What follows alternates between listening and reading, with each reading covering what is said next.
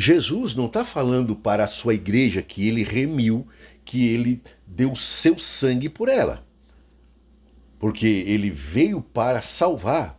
Ele não veio ajudar o homem a ser salvo, não. Ele veio salvar. Então vamos lá.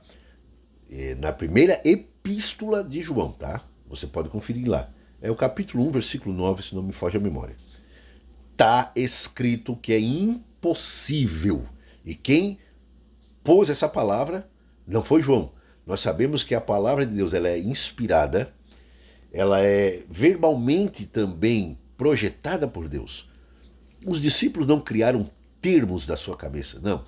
Isso são doutrinas fundamentais e importantes para a salvação do homem que jamais Deus ia deixar na responsabilidade dos discípulos. Não. Jesus disse que o Espírito ia revelar a verdade. E esta é uma verdade que nos alegra. Nós que sabemos que somos miseráveis pecadores. O legalista já não gosta disso. Que o legalista quer chegar no trono, na presença de Deus, né? E chegar lá e bater com um documento e dizer, olha, pega aqui Deus, eu não te devo nada. Sou salvo porque sou santo, porque nunca fiz nada disso. Nunca cometi erro, nunca pequei na minha vida. O salvo cristão, agraciado, ele vai sempre reconhecer que foi salvo pela graça e não pelo mérito. Então, João já nos explicou que quem é nascido de Deus nunca vai se sentir bem, em paz, vivendo na prática da iniquidade. Voltamos lá para Jesus, então? Agora Jesus está falando com quem? Muitos me dirão naquele dia, Senhor, em teu nome expulsamos demônio. Aí nós vemos pessoas dizendo, viu, irmão? O batismo com o Espírito Santo não significa salvação.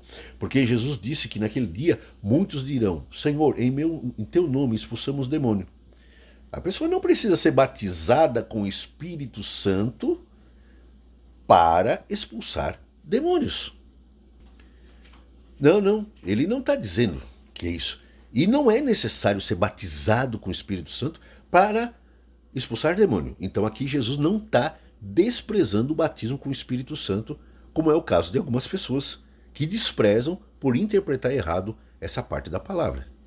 Nós sabemos que muitas pessoas que hoje não seguem a Cristo se utilizam do poder que está contido no nome, porque há um poder intrínseco neste nome que, sendo usado com fé, ele realmente produz o resultado para o cristão e também para o não cristão, porque o poder está no nome de Jesus, tá bom?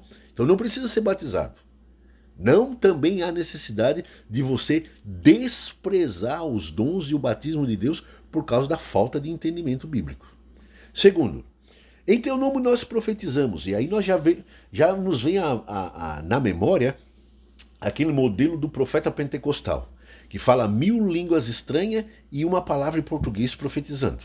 E aí a pessoa fala e conclui que para profetizar tem que ser batizado com o Espírito Santo. Também não.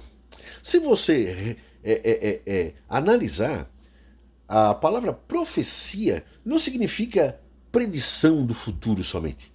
Louvor é uma profecia. Falar de Deus é uma profecia. Tá? Não falar em nome de Deus, não, mas falar de Deus é uma profecia. Você vai ver aqueles músicos que vinham dançando e cantando e tocando instrumentos musicais, e a Bíblia diz que o rei Saul, antes de ser rei, se encontrou com eles, que era um bando, uma comitiva de profetas. Eliseu era professor na escola dos profetas. E esses profetas eram homens que proferiam palavras acerca de Deus. Isso necessariamente não está incluído um transe, uma experiência mística para se falar com a consciência alterada. Não, pode-se estar consciente, bem claro, e se utilizar das coisas de Deus e proferi-las. Isso é chamado de profecia. Viu? Não tem nada com batismo com o Espírito Santo. Em teu nome expulsamos demônio, em teu nome profetizamos, e em teu nome profetizar, expulsar demônios e curar enfermos. Em teu nome curamos enfermos. também não precisa ser batizado para se curar enfermos. Tem quantas igrejas não pentecostal aí que tem até muito mais cura do que nas igrejas pentecostal. Porque o forte das igrejas pentecostal, segundo os próprios livros e manuais e mestres que analisam cada ministério em particular, o forte das igrejas pentecostais era profecia, batismo com o Espírito Santo, não necessariamente milagre. As igrejas que mais têm milagres necessariamente não falam em línguas estranhas. E se algumas falam, tudo bem, mas não é uma coisa original somente daquilo ali. Não é uma propriedade, não é original. Não é uma propriedade dos pentecostais o realizar sinais, cura, prodígios e maravilhas. Não é. Não precisa. Novamente, utilizando-se com fé no o poder que está contido no nome de Jesus, a pessoa realmente chega a orar por outra. Eu conheci pessoas que oraram e rezaram por outras em nome de Jesus e a pessoa foi curada de problema cardíaco. Eu conheço. Pode dizer mil e uma coisa, mas eu tenho ali a prova da pessoa que fez isso e a outra está curada, tá? Vamos lá. Então, vemos ali que quando a pessoa diz, em teu nome eu fiz isso, em teu nome eu fiz aquilo outro, em teu nome eu fiz aquilo outro, necessariamente não precisam ser batizadas com o Espírito Santo. Basta usar com fé o poder que está contido no nome de Jesus. Agora vamos ver o que a palavra de Jesus. E eu vos direi abertamente, apartai-vos de mim, vós que praticaste a iniquidade. Opa! Ele não está falando para a sua igreja. Não. Porque na sua igreja ele nunca iria permitir que permanecesse ali pessoas que praticam a iniquidade. Tanto é que a Bíblia diz que aquele que usa de engano não permanecerá na casa de Deus. Eu não vou trazer uma testemunha, duas, várias testemunhas para corroborar isso que eu estou expondo para você. Jesus, ele mesmo falou que a sua igreja, através de Paulo em Efésios, ela não está se esforçando para ser, ela está lutando para ser pura. Não. Ela é, no gerúndio, continua sempre sendo santa, pura, sem ruga, sem mancha e sem mácula. Ah, mas com essa vergonheira dos crentes? Pois é, com essa vergonheira mesmo. Porque o elemento humano não desfaz a operação divina. Aí é que está.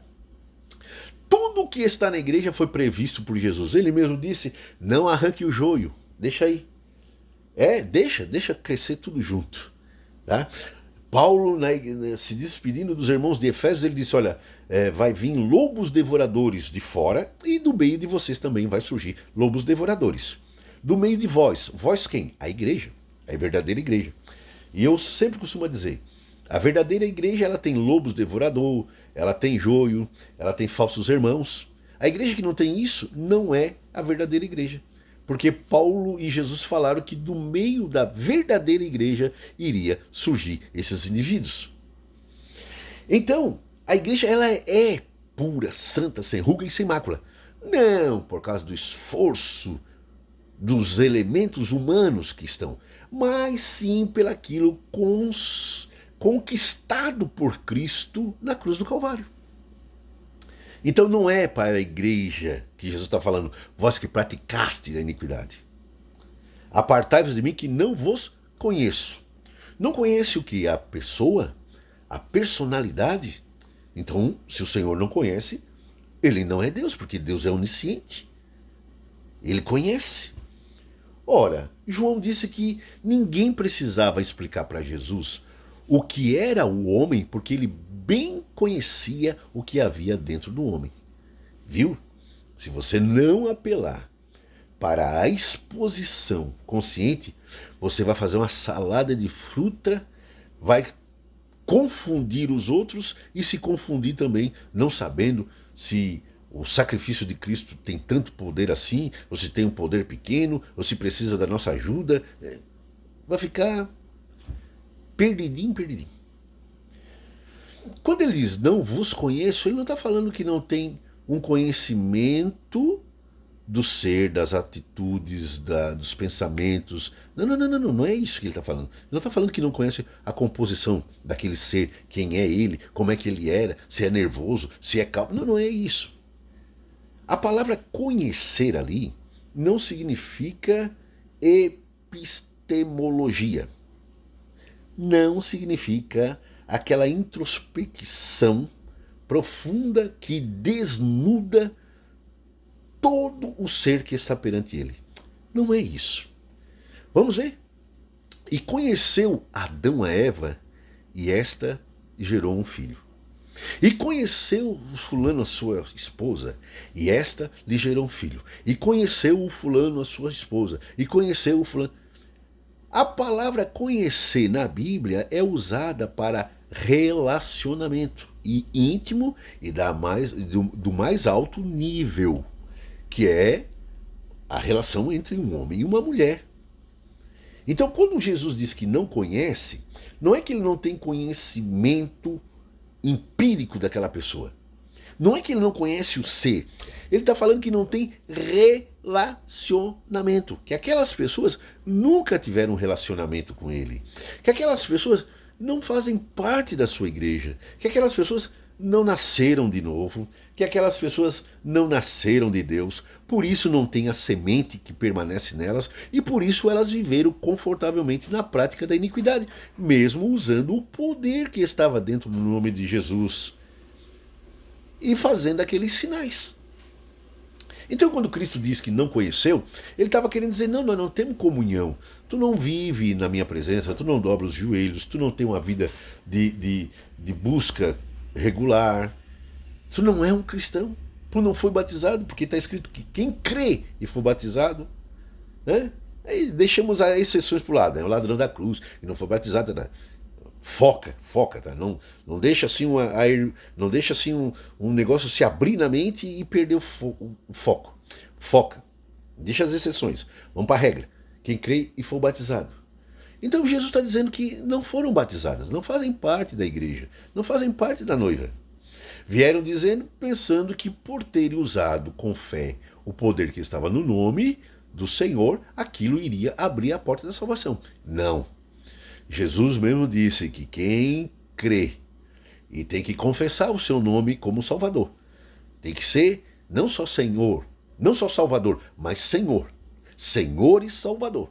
E essas pessoas não tinham Jesus nem como Senhor, nem como Salvador. Simplesmente como uma muleta. Aquele nome como se fosse o nome de uma porção mágica, que é o que acontecia muito também na Idade Média. Tá bom? Acontecia. Os filhos de Cefa foram dilacerados, 7 moços, por um demônio, porque eles tentaram usar o nome de Jesus numa porção mágica. Não deu certo com aquele demônio. Mas se eles fizeram aquilo com aquele demônio, é porque eles já tiveram alguma experiência positiva com outros mais fracos. Então o nome de Jesus foi usado em porções, em palavras, em recitações, para curar, para purificar a casa, espantar espírito mal, fantasma e seja lá o que for, ectoplasma. É nesse sentido que estas pessoas conseguiram produzir um resultado positivo com o nome de Jesus. Mas não é isto que vai levar a pessoa à salvação. Está bem claro na Bíblia. É crer em Cristo, se arrepender, e o arrependimento é dado pelo Espírito Santo, é se abrir e receber aquilo que o Espírito Santo dá, que é o arrependimento, e seguir a Cristo. Ele não está falando para a sua igreja. É um tiro no pé. É ele dizer que veio salvar a igreja e depois ele mesmo vai jogar a igreja para o abismo. Não é isso. Possa que em outra passagem esteja mais explícito, mas esta é o que eu estou analisando com vocês. E muitos me dirão naquele dia, Senhor, ele não está falando com aqueles que ele mesmo remiu, que ele pôs a semente no seu coração, aqueles que nasceram do Espírito, que ele deu toda a garantia e o respaldo de salvação, sem abrir exceção. Não é com eles que ele está falando. Tá? Tem outras passagens que mostram o cuidado, tem, mas eu estou analisando esta. Nesta você não encontra este pensamento. Isto é uma coisa estranha, é uma coisa alienígena. Vem de fora e tentam botar na palavra de Deus. Mas não é isso que ela está falando. Ok? Deus abençoe. Até uma próxima.